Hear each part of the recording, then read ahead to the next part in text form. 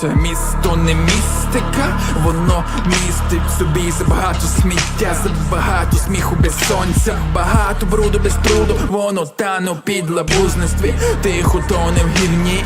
Тут стоять змії на кожній зупинці, отрута в самому центрі, навколо одні рожеві рожі, повсюду клоуни з космосу, клони по стандарту системи, строяться у колони, ламаються як сірники в долоні, міняються як погода, де тут знайти старого доброго співрозмовника, а не нового війти ворожнощика зарази, медової моди, хвостатої хвороби, рабі, роботи, робота.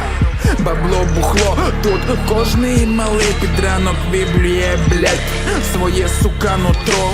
У кожного мрія, майка, Нью-Йорк, рок-стар, старт в рай, пластмасової реальності. Ласощі засмоктуть, заполнила нас, осінь забрала й без того ржаву і ршаву. І можете гадати, думати будь-що, я люблю своє місто, але не люблю цих людей.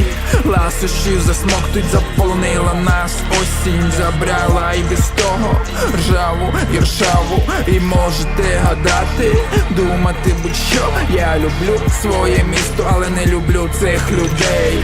Ласощі засмоктуть, заполонила нас, осінь забрала і без того ржаву і ршаву. І можете гадати, думати будь-що, я люблю своє місто, але не люблю цих людей. Цих людей, цих людей, цих людей, цих людей.